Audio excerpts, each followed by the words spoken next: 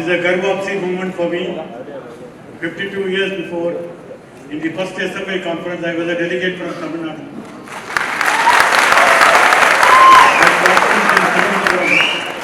In 1970, saw very tall student leaders, Comrade Viman Basu, Comrade Manik Sarkar, Comrade Baby, and several other comrades, who later became political leaders in their respective state, and therefore, to some extent, the student movement becomes the factories for leading the nation the next year or the future.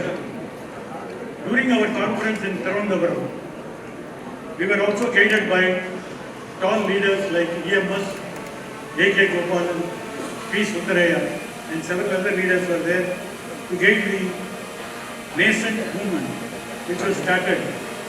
Before 1969, student federations were there for respective states. In 1969, in Kolkata, then it was Kolkata, we had a first organizing meeting where we decided we should have one All India Forum, and the name was Student Federation of India, SFI. SFI from those days till now, is 2022. In the last 52 years, it has seen growth in leaps and bounds, and I am proud that I was also part of this movement several years ago, half a century ago.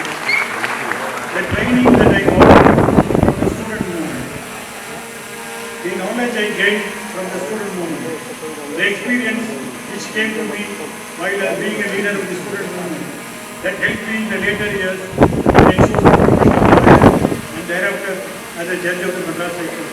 I am proud to say that it was a training ground for young minds to become the leaders of the movement in different fields. And political field, it can be anywhere. You must know one thing, that you can serve this nation through any service. It doesn't mean only political service. And areas where we require leadership, where we require vision, where we require perception, where we require ideology, and therefore I wish you, and I wish this conference, the 17th conference, all success, and it will also carry the message forward to have the three slogans that we have coined: educate all, employment for all, and unite all. These three slogans, when it was coined, in fact in 1970, it was only the first two slogans. We were concentrating on education for all and employment for all. The third slogan, which has now been there in the new century, is the most important slogan, and I will also deal with why it has become more important than any other slogan. When we first started this conference in 1970, we had three left governments in this country. We had Jyoti Basu ruling West Bengal, we have EMS ruling the Kerala state, we have Manik Sarkar. Before that, Comrade was there, Nirvana Chakravarti, Chief Minister of Telugu. In 1970, we also had several international movements, not just the national issues. We were also directly or indirectly covered with several international issues like Vietnam War and several other issues. And today, looking back on that, we do not have any government, left government in this country. We have a different government here. We do not have the tall leaders that we had in those days. We had a different kind of leaders. But nevertheless, what is redeeming, what is inspiring, what is encouraging is the tremendous increase in the strength of the SFI and the voice of SFI reverberating from all campuses in India. We were a very small organization in the 70s, and in 2000, we can proudly say we occupy many campuses today, many colleges and education institutions. And in terms of strength, in terms of following, we have improved our might. We have been very impressive. And therefore, I am confident that this young blood, this young leadership, this young mind will work for a change in this country and make the three slogans a realistic one. Now, when we come to issue of the three issues, we must also think of what has happened earlier. unless we look back, unless we see our past, unless we see what has happened in this country, we will never learn what is going to be tomorrow. It is just failing to read our history will also make us to do many mistakes. It is in this sense I want to draw some small inspiration to you. Look back what has happened in this country. When we were all students, in the early 70s, there was an internal emergency declared by Mrs. Gandhi. The emergency, there was no emergency. Much more so to say, internally India was so turbulent that it required emergency power. But on the other hand, on 26 June 1975, suddenly an emergency was declared. You may not know what is emergency because you are a new generation. Hello? But emergency, they also suspended Hello? the fundamental right. It is not mere suspension of fundamental right, followed by that a complete censorship of all newspapers, all news magazines that censored, pre-censored by the central government. On top of all this, top leaders, political leaders of this country were all put in jail without trial, without an inquiry, on the orders of a district magistrate. And many of our comrades of the CPM, Comrade A.K. Gopalan, Comrade Jyotirmay Basu, who was the leader of the parliament in the opposition those days, they were all detained. Even Advani, Vajpayee, Narendra Modi were detained during that time. Whether it is left or right, Mrs. Gandhi doesn't matter. She wants to hold on to power. And therefore she said there will be emergency. Now this emergency, for the first time told that under this new dispensation, how to survive. Nobody has expected that there will be such a great deal of oppression among the working people. There will be trade union activities will be banned. The Kisan Sabha activities will be banned. All in the name of saving one leader. And the 21 months of dark days, it was many SFI comrades who worked behind the scene, out of focus, out of light. They worked and fought against the emergency. They defeated the censorship rules. They helped the leaders who were in jail. They also went to the people who were at the time, the leaders were very scarce and not available. And the SFI allowed the spirit of freedom, the spirit of liberty to glow very, very well, very, very high. Therefore, after 21 months, we saw a new government. During this 21 months, the Constitution was amended by the 42nd Amendment Act. Several features of the Constitution were all changed because there was nobody to oppose in the Parliament. And the Parliament was only a rubber stamp for the Mrs. Gandhi and her Congress coterie. Now when Congress was defeated in 1977 in the new election, there was a hodgepodge government, Janata Party government, of course supported by the left party. That government redeemed and brought amendment to the Constitution, 44th Amendment, and some of the provisions were restored.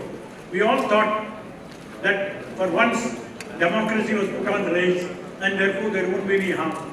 Little we realized that there are forces which are sneaking, there are forces which are hiding, there are forces which are willing to take over the government in future.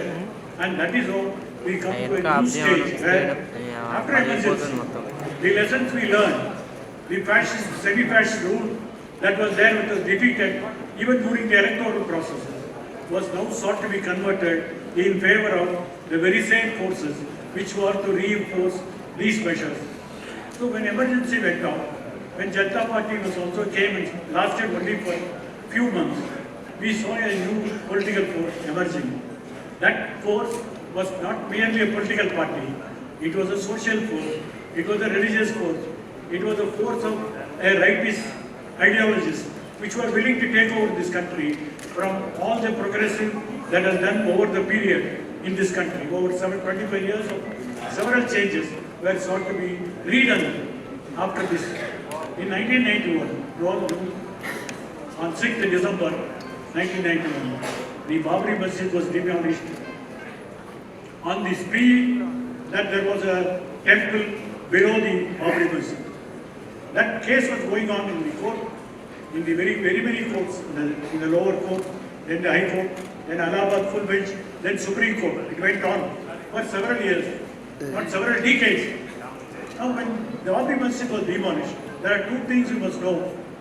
The campaign to demolish a religious structure was used as a political slogan, and therefore you must also understand that was a time they do not need any emergency. They were willing to convert the minds of the ordinary people to think that this country belongs to a certain faith, and therefore those who do not belong to this faith, they must be driven out of this country or must be silenced. When the Babri Masjid demolished, before that, you saw the Ratha Yatra of L.K. Advani.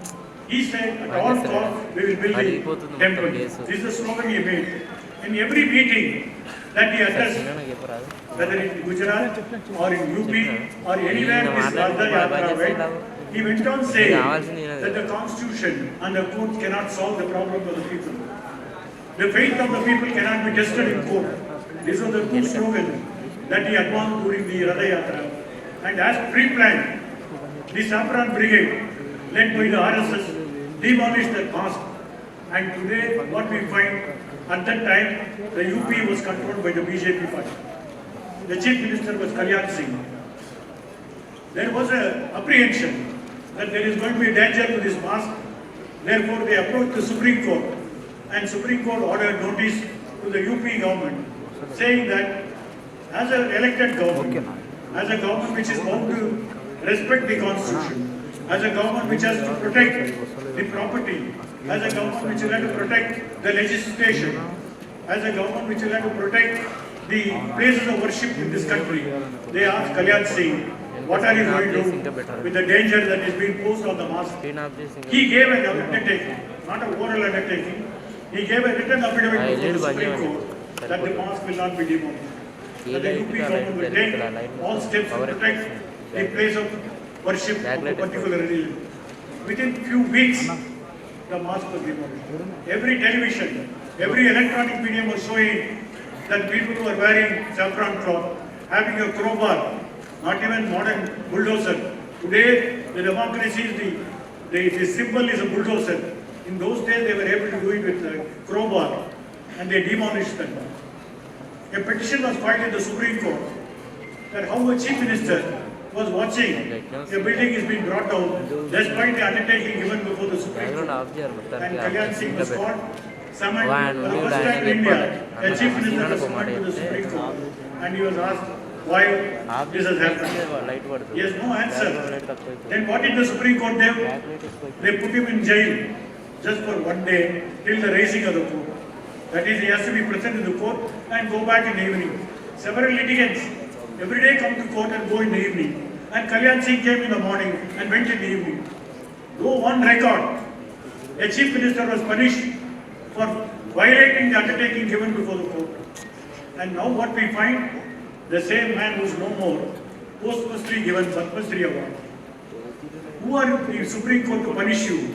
We are here to give you any kind of award. Padma Shri, Padma Vibhushan. Tomorrow they may give Bharat Ratna to Advani also. Who knows? Today we find a situation where the courts are not matters, the laws are not matters. What matters is their faith, not the faith of everybody, the faith of the majority. That we saw when the Babri Masjid Ram Janmabhoomi dispute came to the Supreme Court. We saw a Chief Justice constituting a bench, 7 judges hearing day in day out. Hundreds and thousands of documents are filed. Hundreds and thousands of statements were read. Matter went on for 2 months. And we saw the judgment. A wonderful judgment. An anonymous but a unanimous judgment. For the first time we saw the judgment doesn't contain who wrote the judgment. Everybody signed. Even today nobody knows who wrote the judgment. And the judgment stands today. We may not read 1,000 paragraphs. It's all boring, verbose. The last paragraph is important. The last paragraph in Ram Janmabhoomi judgment says that we believe that the Hindus were worshipping in this place. It has been proved not by any document. It was a property dispute. In a property dispute you need title deeds. You need original documents. But you don't need all that. There's a faith that's been proved before oral evidence. Today the Supreme Court has rewritten What is the property law? What is the law in this country of evidence? They have said the faith is enough. Now, does it mean every faith you will protect? Does it mean secularism means only Hindutva agenda? Today we saw, to our disappointment, a judgment has come where a new temple has come in the ashes, in the debris of another person's place of worship. And now, followed by this inspiration, there is attempt to demolish the mosque in Mathura, the mosque in Varanasi. Cases have been filed because they are more confident with the judiciary. After all, judiciary is there, appointed by them. Today they are itching to appoint every judge also. That's why you find law ministers saying, hereafter we will not allow this method of appointment. Whatever may be the debate, today there is one thing you must realize, at least Indira Gandhi declared an emergency. At least Indira Gandhi imposed a censorship by a written order. At least Indira Gandhi put everybody in jail by a written detention order. That was the emergency of those days. Today we are having an undeclared emergency in this country. And therefore, where do we go from today? When we talk about educate all or employment all, what is that we are in store for us? In the same 90s, the Narasimha Rao government, when you go from here to the airport, the entire 20 kilometers called as Narasimha Rao expressway, the same expressway led to India to ruins in the name of liberalization, in the name of privatization, in the name of globalization. The LPG gas has surrounded India. Every private sector has been encouraged. Every public sector undertaking. Those were the days people used to say that loss-making units should be sold away. The Navaratna should be protected. What is Navaratna? 9 companies of the government sector were doing very well. It cannot be privatized. So they said Navaratna will remain. Today there are no Navaratna. Like Kohinoor, diamond went away to British Empire. This Navaratna also going to Adanis and Ambanis. Now where do we go? Today when we talk about employment to all, is there a guarantee for employment to all in this country? When the public sector, which is considered as the steel frame of India, Pandit Jawaharlal Nehru once said, it is the modern temples of India. Now all modern temples are all closed. You have only Rams and movies today. Now in this context, when we talk about employment to all, we must also decide how will that employment is going to come today. When all the public sector, which generates not only wealth for this country, are going to be given away to private sector, are going to be owners of. In fact, I remember in the early 70s we used to say that don't make this country a monopoly country. This monopoly bourgeois landlord structure must go. The Tata Birla controlling the government must go. Today the same Tata Birlas are nowhere there. We have Adanis and Ambanis. So we have Gujarat capitalists. Now in those days, when they talked about liberalization and globalization, they also signed agreements with the international banking institutions, the IMF, the TRIPS and the GATT treaties, which said that India must open all its public sector to private sector. They have now denationalized the general insurance. They have also partly outsourced the Indian railways.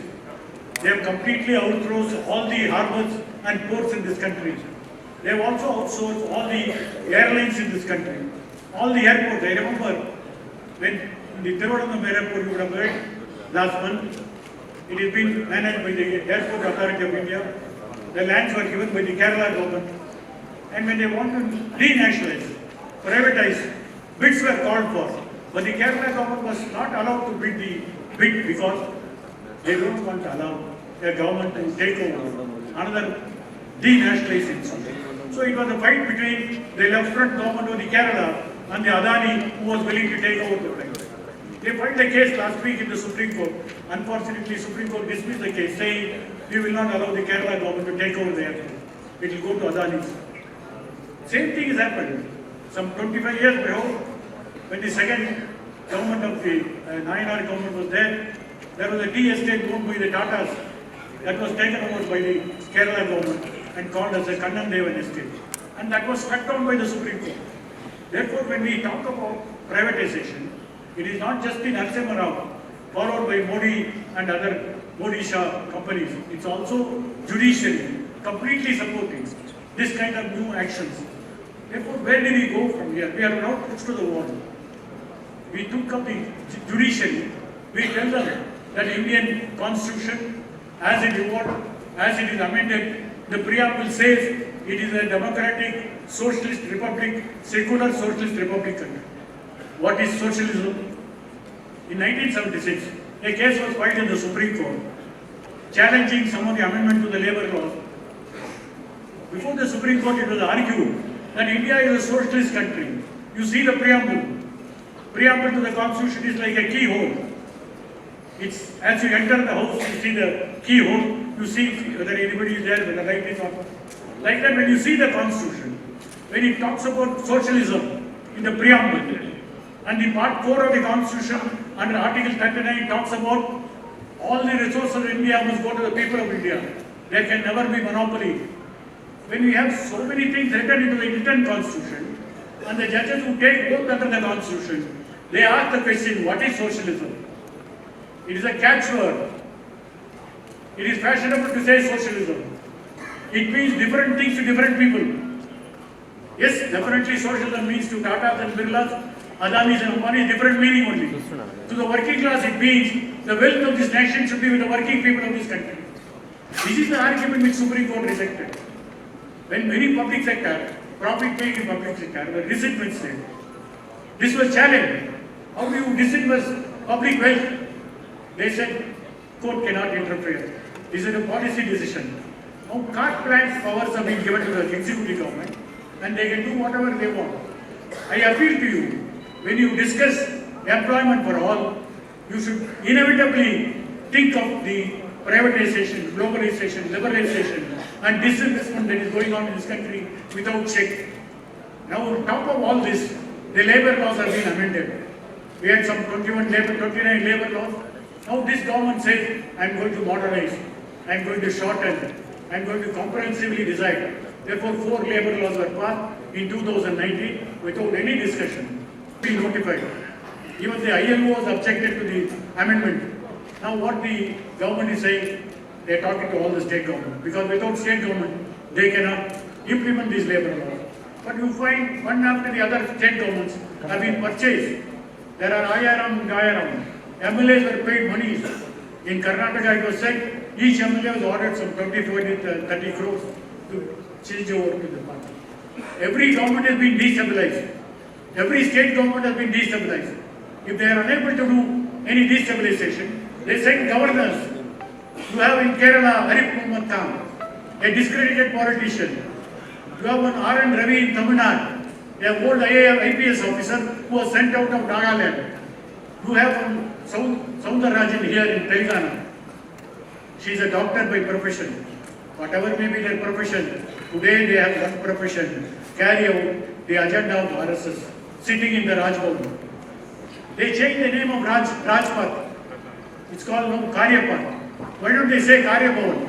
Because they are already doing RSS Karya in sitting in those bhavans. Every state government is now sought to be destabilized by the actions of the government.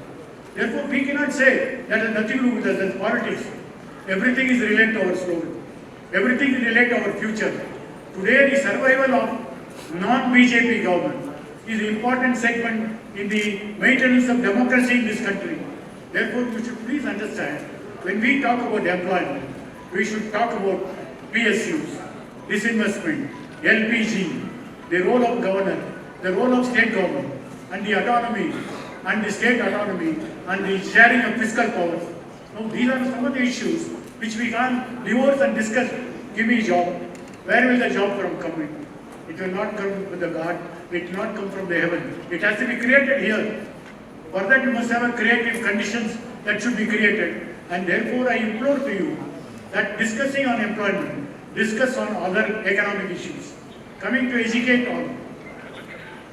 We have been showing, even 1970 we had a slogan that all people up to 14 years should be given education.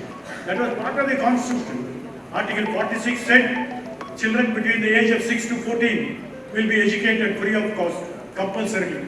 But then they said it's only policy. In 1999, they introduced Article 21A, providing for compulsory universal free education for all from the age group of 4 to 14. Now that article is there to 1999. That is by law. The law comes later, not 1 or 2 years. After 10 years, in 2009 they passed a law. That law was challenged by private management. In the Rajasthan Private Management Association, Supreme Court upheld the law. But while upholding the law, they said it is not the duty of the state to provide education institution. It can be done by private institution also. So today you will have a LKG free of cost from government school to paying 1 month per month, 1 lakh per month per year. There are schools today. When this was pointed out to the Supreme Court, unfortunately Justice Kapadia, Chief Justice Kapadia said the language used in 21A, may provide does not mean they should provide. It can be provided by some other source also. So it is now a license for a privatization. You will find everywhere, in every street, even in Telangana, there are so many nursery schools, there are so many private matriculation schools, there are so many ICSE schools, charging heavily. In Tamil Nadu, we find the statistics, 41.2% parents are sending their children to private payment schools. We do not have. Then what happens to 21 years? What happens to compulsory free universal education up to the age of 14 years? It's only a myth. The interpretation given by the Supreme Court was rather unfortunate, where they made this country into two Indias. Poor children will go to principal school, poor children will go to government school, and rich kids will go to private school and private education institution. So we have two Indias today. When we talk about the law enforcement in this country, it also depends the ideology of the judges. When we say provide means, why not you say they shall provide? It is your duty to provide education in this country to all children, irrespective of their economic status. Now, this is something which you will have to think. Education for all. How does education for all come? According to their lordships of the Supreme Court, education can come through private sources. You pay through your nose. You are paying for the bus, you are paying for the aircraft, you also pay for your education. And today, 41.2% parents are paying through their nose to get their children educated. They think that's the only way to build their wealth. And we can't find the parents' fault.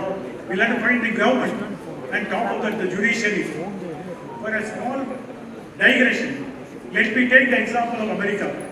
In 1965, before 1965, in America, the schools were run on color basis. The blacks will go to black school, white will go to white school. How does that happen? It happened because they settled in one particular place. If white workers are in one colony, they will send their neighborhood school. The black workers are in some other colony, they will send it to that side. One will be on the eastern side, one will be on the western side. Some American civil liberty champions, Thurgood Marshall, who is one of the champions of ACLU, American Civil Liberties Union, they filed a case for the first time in US Supreme Court, saying that if you want to have one America, there must be one school system. Irrespective of color, irrespective of background, there must be one school. Then only you will have one America we will have. Like in India, we have 2-3 Indias we have.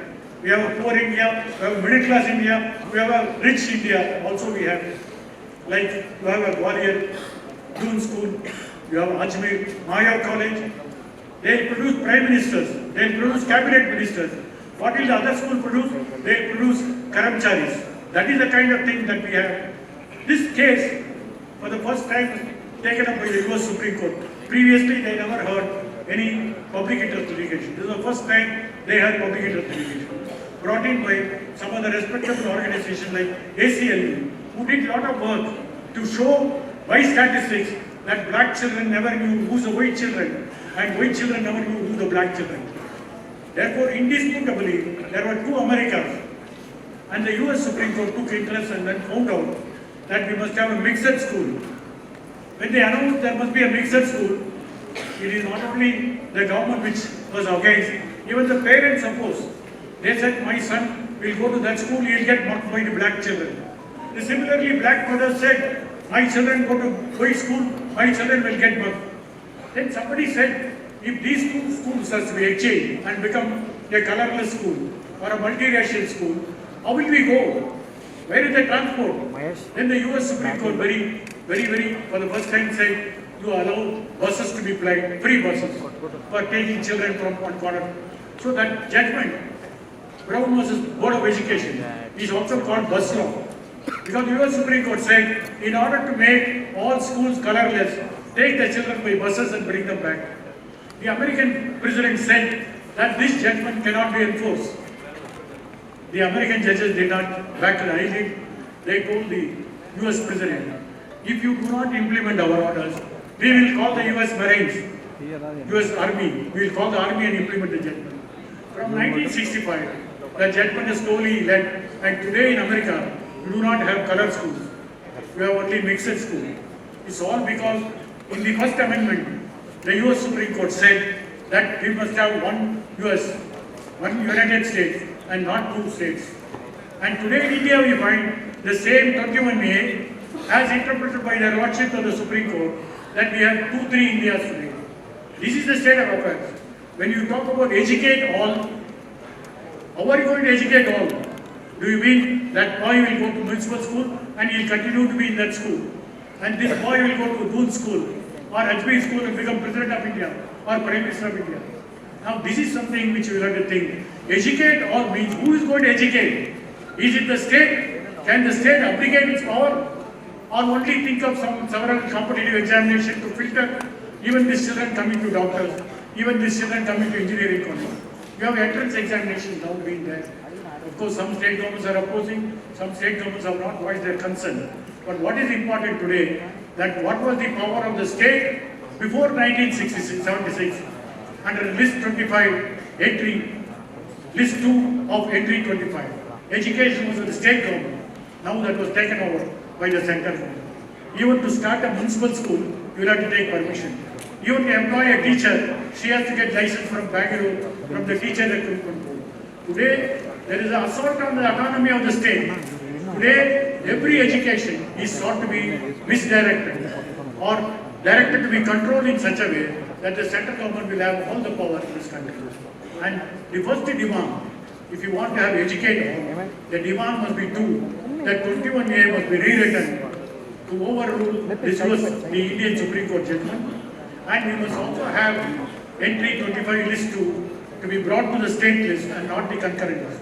The state government must have power to make legislation on the education. Without that, I do not think we will achieve this slogan of employ all, educate all. And even then you find that the present government, which is in Delhi, they have more love for the education because it is only through ideology you can corrupt. In fact, our governor, R.N. Ravi, ex-IPS officer, I don't know how he got IPS, he told last week that the children should learn Bhagavad Gita so that they can learn physics better. I don't know where you get that. That you want to learn physics, you must learn Bhagavad Gita. This is what we find. They rewrite every textbook that is possible. And ideological corruption is now sought to be introduced in 3 forms. In the University Act, then the governor nominates the chancellor, vice chancellor. They dismiss professors. Now where do they get the power? Now the educational bodies like UGC, IACT, and the Indian History Congress and several international educational bodies, now they push their own people. How do they push? They have power to appoint. Who can question? Nobody can appoint. It's a policy matter. And therefore, there is a sort of a subversion of the dissemination of knowledge to the students. That is now taking place blatantly. It is just not the textbook. It is just not the examination. You find in Karnataka, 20,000 girls were not able to write their examination because they are wearing a hijab and coming. A small kerchief on their head. How does it affect Modi? How does it affect Amit Shah? How does it affect the Mumbai government that a girl comes with a kerchief on her head? They say indiscipline. How do you bring in discipline? You bring in uniform. Now they talk about uniform civil code. There in Karnataka, they prescribe the uniform for the school children. Alright, I am also wearing a uniform. On top of that, I am having a small coverage of my head. Now they say no, it's indiscipline. And Karnataka government said discipline means discipline. 20,000 girls have not written their 10th standard examination. When you talk about educate all, when Article 21A talks about compulsory education, you prescribe a uniform and then say, don't come to our school. Is it not an exclusive government? In my days, in my school days, I know many boys will come without their shirt, and even their trousers there will be a lot of holes. No teacher set them out. Indiscipline never said. In fact, the teachers went from house to house to bring children to the schools. It was an inclusive policy. Today we have an exclusive policy. Exclude whom? Not the majority. It is the minorities of this country. In fact, Rajinder Sachar committee said that the Muslim women are to be educated because they have the lowest percentage of education literacy in this country. On the other hand, you find Karnataka government say we will not allow Muslim girls to come. Now this is something, when we talk about educate all, how are you going to educate all? Is it going to be on a racial basis or a religious basis or some other basis? Is the Sangh Parivar will decide these matters. So when you talk about educate all, you should take that slogan. Now coming to the last slogan, unite all. This was not there in the 70s when we passed a resolution. We hardly thought about danger to the unity of this country. Today that become very important slogan. Because today there is a talk, one leader, one nation, one language. Now they say one food also. Now in this country, when we talk about unity, in fact Modi goes on telling Vasudeva Kutumbakam. Vasudeva Kutumbakam, the whole world is one unity. Now that is not there. You cannot have a Sangh Parivar family and the rest of them are outside. That is something which is important. With more than anything else. Even before you talk about educate all and employ all, you should talk about unity, unite all. Unite all is the most important slogan. And why should the students think of that? The students are the next rulers. The students are the next take over this country. It is this country. We are leaving to you. We are leaving to you where there is the greatest danger to the religious minorities of this country. In fact, our governor, I keep on referring to Ravi, he is not a great scholar or does not, he is just an ordinary policeman who was in Nagaland or sent to Madras.